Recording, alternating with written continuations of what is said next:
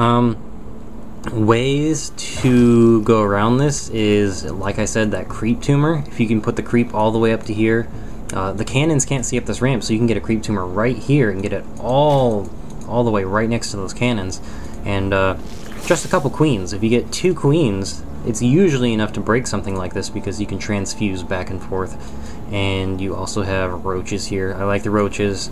The other thing you might want to do is hydralisks. You can put 1 hydra up here, which is what Idra did in his game. Just snipe it real slowly. You can research the Overlord transport tech. You can easily put down a hidden expansion in one of these other places and then go back into your macro play.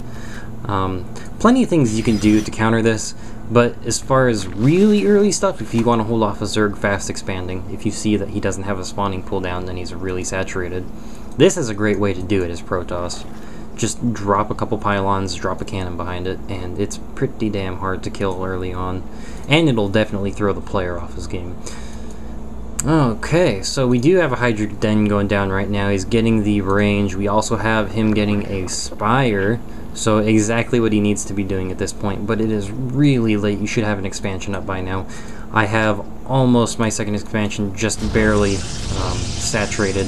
I've got some static defense here, and I've got some pylons spread out all over the place. I have some nice views, and even sticking my probe on this Xel'Naga watchtower. So I got a pretty good view of everything right now.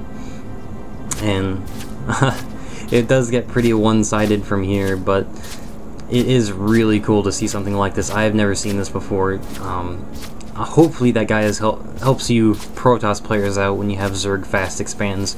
I used to lose to that a lot. I still own like crazy when I fast expand to Zerg. I just love it, love it, love it, love it. And quite a few other games I'm going to cast in the next few days are going to have fast expand Zerg strategies.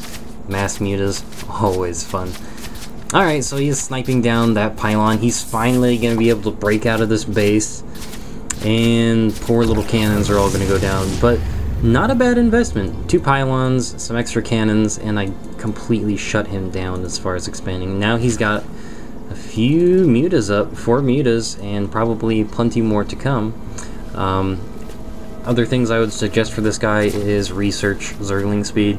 You should never not get Zergling speed. It is freaking amazing. No matter what build you do, there's always a use for Zergling speed, some kind of way.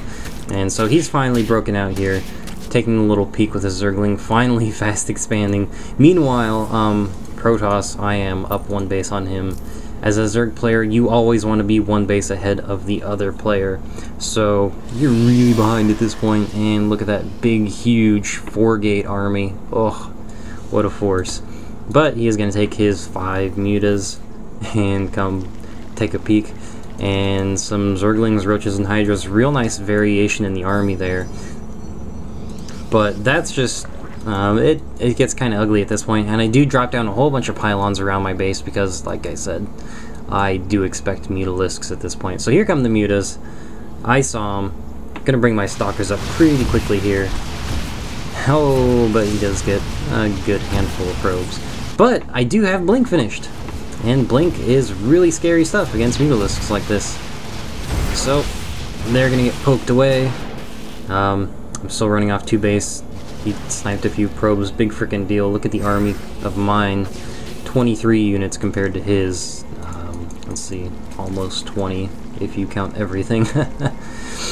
Finally expanding with the overlords. The puking creep thing is always real nice, but this Queen City at 115 energy, you can put down 2 or 3 creep tumors and it'll spread 2 or 3 times faster than just 1 would, so that's always a nice little strategy.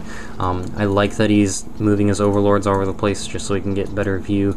But at this point, you know, the game is really over. Look at that big fat army. Even got some High Templars in there for fancy little storm stuff, or maybe Archons.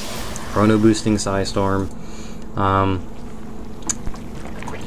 The only way you can really catch up at this point is getting gold, and on this map they are blocked by rocks.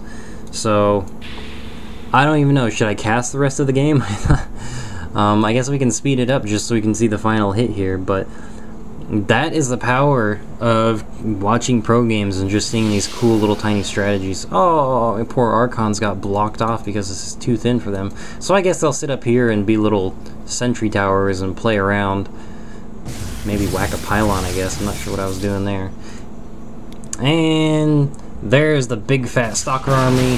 These Mutalisks unfortunately walked right into them, blinking up, killing those Mutazofs. Now it's a Zergling Roach Hydra versus a bunch of Stalkers, some probes in there I threw so I could drop down some pylons. Hopefully that didn't happen. And of course, force fields, splitting that army in half. Oh man, that's painful stuff.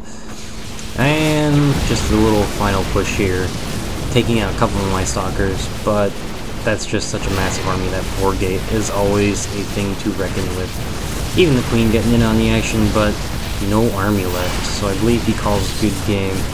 And again, just a cool little strategy, and even look at little tiny things like this, force fielding off so that extra Zerglings can't get in here. That can save your army sometimes, so don't underestimate the power of sentries. There he goes, calls good game. Hopefully that strategy helps you guys out if you have a fast expanding Zerg, and thanks for watching.